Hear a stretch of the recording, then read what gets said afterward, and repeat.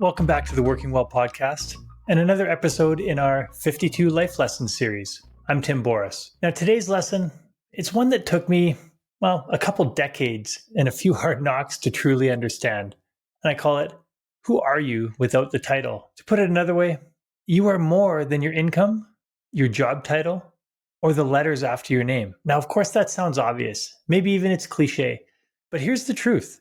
It's a lesson that most high achievers learn the hard way. And it's one that I learned far too late in my life. See, for a big chunk of my life, my self-talk went something like this. When I make X number of dollars, I'll finally have time for my family.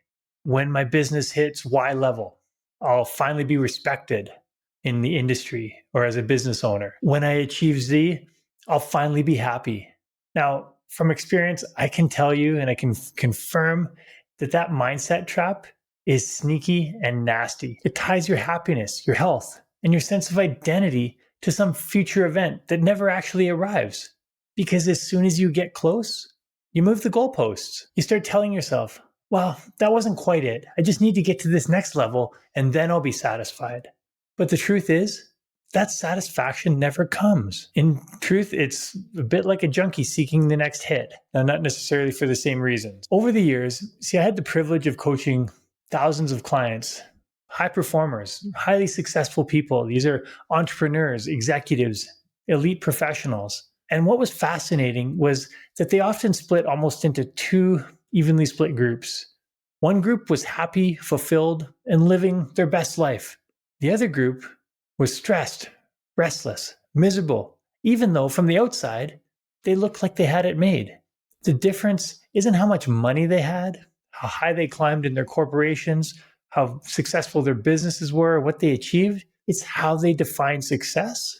And more importantly, how they defined themselves. Because here's what I've noticed. The closer that high performers often get to success, the more likely they are to keep moving the finish line. They achieve incredible things, but they rarely stop to celebrate. They're so focused on the next milestone that they don't even allow themselves to feel successful. And I get this. I get it at a visceral level because it was me for many years.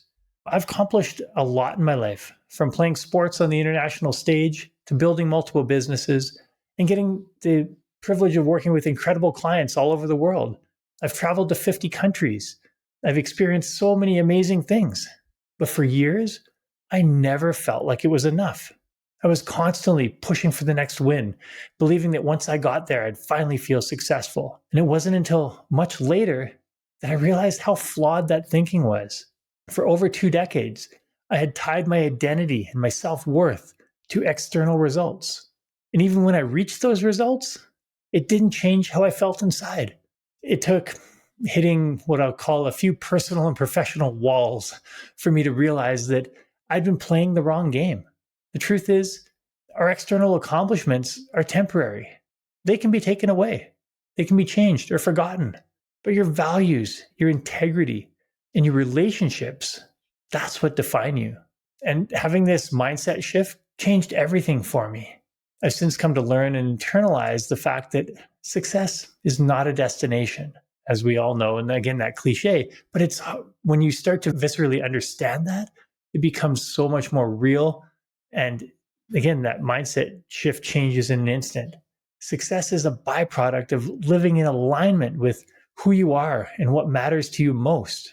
And when I started focusing less on the outcomes and more on the person I was becoming along the way, that's when everything changed. I began asking myself a new set of questions. Who do I want to be while I'm working towards my goals? How do I want to show up each day? Am I living according to my values, or am I sacrificing them to chase external validation? Take a moment to have those questions absorbed for you. The moment I started answering those questions honestly, my relationships improved, my energy came back, and ironically, my business performance went up. Because when your identity is solid, the external stuff becomes a reflection of that strength, not a replacement for it. Now, here's the part where I'm going to challenge you. I don't want you to just listen to this podcast and then move on to the next episode or move on to another podcast. I encourage you, please take at least 10 minutes today to really sit with these next 3 questions I'm going to ask you. Feel free to write them down if you want. Pause the podcast. Question number 1. If your title, your income, and your achievements disappeared tomorrow, what would still make you proud of who you are? Question number 2. Where are you currently saying when I in your life? And what could you do today to live into that version of yourself right now? Question number 3. Which relationships or parts of your life have suffered because of your external chase for validation? And what's one small step you can take this week to repair or reinvest in them? Now, these questions might feel uncomfortable. This is the real work of personal growth.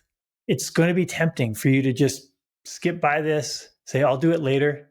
I encourage you, pause right now. Set a reminder in your phone, a timer to go off later tonight to sit and reflect on these questions. This is how you stop letting the external world define your internal worth. Now, final thought. If you're like me and you've spent years equating achievement with identity, please hear this. It's not too late to change.